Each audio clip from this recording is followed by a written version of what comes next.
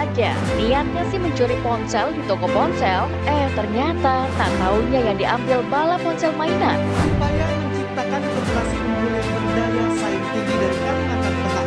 Warga Pacet lokasi ini juga memutus akses jalan MH Tamrin yang merupakan keindahan gugus pulau di Raja Ampat, Papua Barat Daya kini diambang kerusakan lingkungan.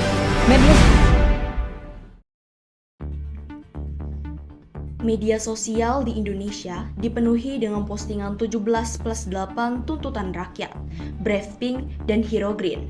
Kira-kira apa maksud dari semua itu? Sebelum itu, jangan lupa pencet tombol like dan subscribe akun RRV Media kami. Setelah serangkaian demonstrasi mulai Senin 25 Agustus hingga 1 September 2025 yang berujung ricuh di berbagai kota, sekelompok orang akhirnya melahirkan poin-poin yang ingin disampaikan ke pemerintah. Mereka menanamkan itu dengan 17+8 tuntutan rakyat. Angka 17+8 bukanlah hitungan matematis, melainkan simbol baru gerakan rakyat yang lahir dari keresahan bersama terkait situasi bangsa akhir-akhir ini. Dalam hitungan hari, postingan ini menjadi viral di dunia maya. Postingan 17+8 tuntutan rakyat bukanlah sekedar tagar biasa.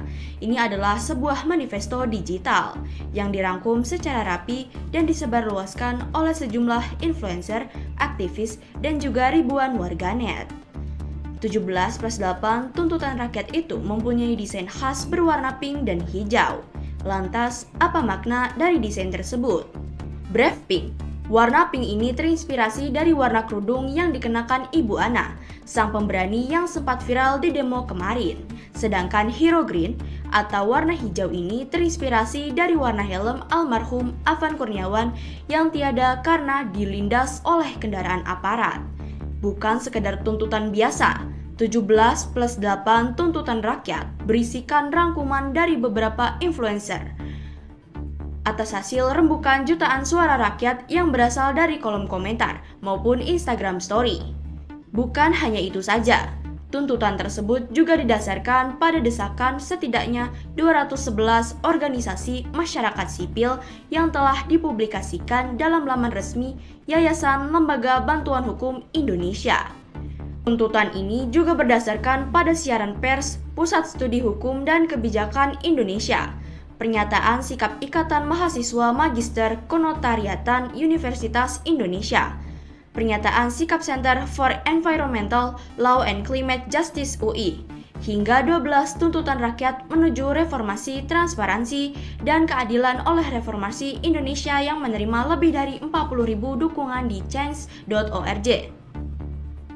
Tuntutan tersebut dibagi ke dalam dua kerangka waktu, yaitu 17 tuntutan yang harus dipenuhi dalam 1 minggu dengan tenggat waktu 5 September dan 8 tuntutan reformasi fundamental yang harus direalisasikan dalam 1 tahun ke depan. Lalu, apa saja isi dari 17+8 tuntutan rakyat tersebut? Pada 17 tuntutan rakyat, terdapat 6 poin utama aspirasi rakyat untuk pemerintah. 6 poin penting yang disoroti adalah: pertama, tugas Presiden Prabowo. Kedua, tugas Dewan Perwakilan Rakyat. 3, tugas Ketua Umum Partai Politik. Keempat, tugas Kepolisian Republik Indonesia. Kelima, tugas Tentara Nasional Indonesia. Keenam, tugas Kementerian Sektor Ekonomi. Lebih lanjut, pada masing-masing poin tadi diuraikan kembali beberapa tuntutan rakyat yang jumlahnya mencapai 17.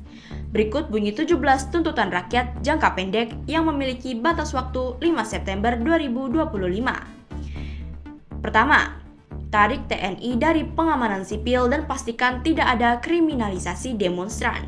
Kedua, bentuk tim investigasi independen kasus Afan Kurniawan, Umar Amarudin, maupun semua korban kekerasan aparat selama demonstrasi 28-30 Agustus dengan mandat jelas dan transparan. 3. Bekukan kenaikan gaji atau tunjangan anggota DPR dan batalkan fasilitas baru, termasuk pensiun. Keempat, publikasi transparansi anggaran, gaji, tunjangan, rumah, fasilitas DPR, dan lain-lain. 5. Dorong Badan Kehormatan DPR periksa anggota yang bermasalah, termasuk selidiki melalui KPK. Keenam, pecat atau jatuhkan sanksi tegas kepada kader DPR yang tidak etis dan memicu kemarahan publik. Ketujuh, umumkan komitmen partai untuk berpihak pada rakyat di tengah krisis. Kedelapan, libatkan kader dalam ruang dialog publik bersama mahasiswa serta masyarakat sipil. 9. Bebaskan seluruh demonstran yang ditahan. 10. Hentikan tindakan kekerasan polisi dan taati SOP pengendalian massa yang sudah tersedia. 11. Tangkap dan proses hukum secara transparan anggota dan komandan yang melakukan dan memerintahkan kekerasan serta melanggar HAM. Ke-12. Segera kembali ke barak. Hentikan keterlibatan dalam pengamanan sipil. 13. Tegakkan disiplin internal agar anggota TNI tidak mengambil alih fungsi Polri. Ke-14. Komitmen publik TNI untuk tidak memasuki ruang sipil selama krisis demokrasi. 15. Pastikan upah layak untuk seluruh angkatan kerja, namun tidak terbatas pada guru, buruh, nakes, dan mitra ojol di seluruh Indonesia. Ke-16. Ambil langkah darurat untuk mencegah PHK dan lindungi buruh kontrak. 17. Buka dialog dengan serikat buruh untuk solusi upah minimum dan outsourcing. Sedangkan 8 tuntutan itu berisikan yang pertama, berisikan reformasi DPR besar-besaran. Lakukan audit independen yang diumumkan kepada publik. 2. Reformasi partai politik dan kuatkan pengawasan eksekutif. Ketiga, susun rencana reformasi perpajakan yang lebih adil.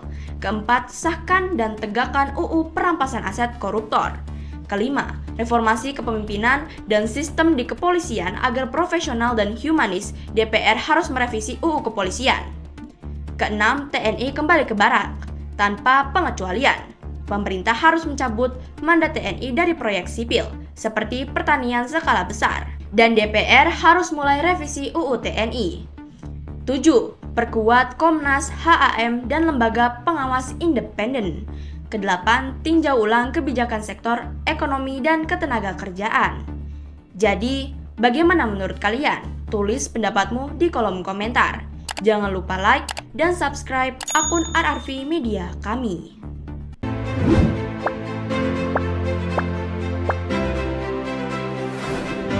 Ada-ada saja, niatnya sih mencuri ponsel di toko ponsel, ternyata tak taunya yang diambil bala ponsel mainan. Upaya menciptakan koperasi unggul yang berdaya saing tinggi dari Kalimantan Tengah.